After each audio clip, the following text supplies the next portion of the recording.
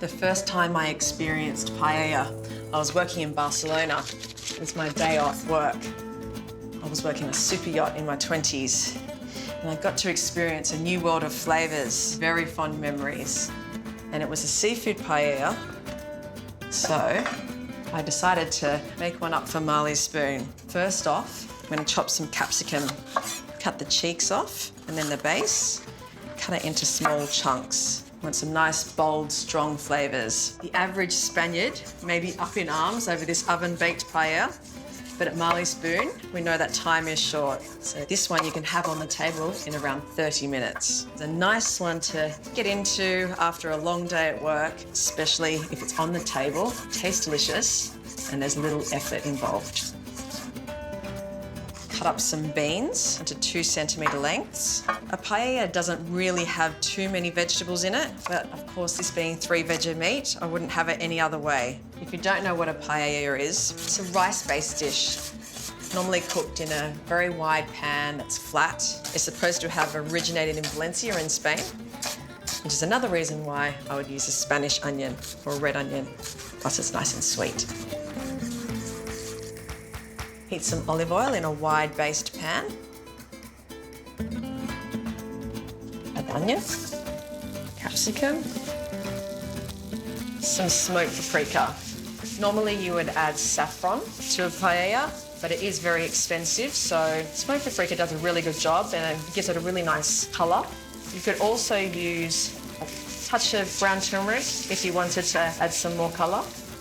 Season with salt and pepper.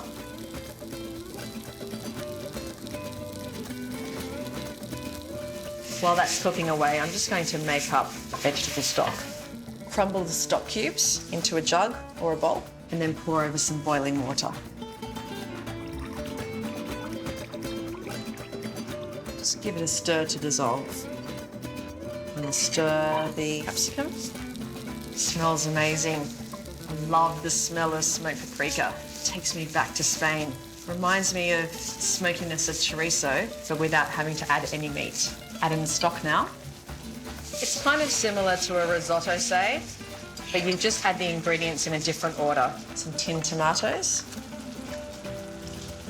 and some dried oregano. You just want to bring it to the boil, to a good simmer, and then add your rice. So I'm using a risotto rice. There is a special paella rice, but this works well. And that's the only time you're supposed to stir. Put the lid on. And I have an oven-proof pan here. Now into the oven for 25 minutes, 200 degrees, until the stock has almost absorbed.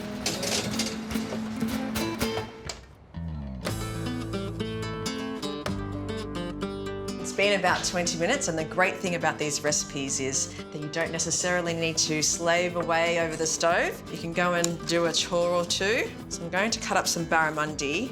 A lot of people ask how we get the skin off fish, so this is the easiest way to do it.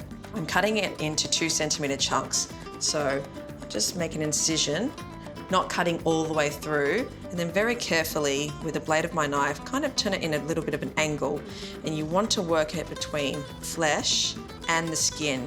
You don't want to waste any of the flesh, and just remove it as best you can.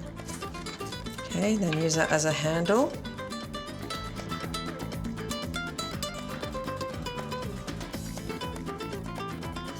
And I don't want to throw away the skin because I actually crisp it up in the oven for Harriet as a snack.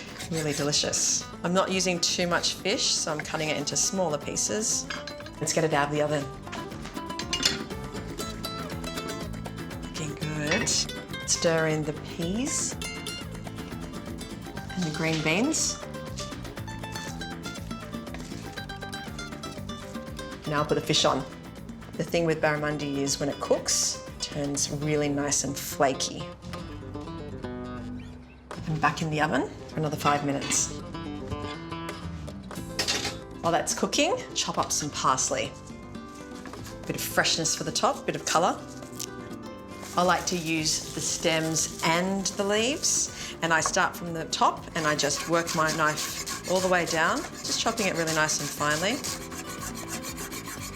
I love adding the stems because there's a load of flavour in there, but it also adds a really nice texture too. Dinner's ready. Let's get it out of the oven. Okay.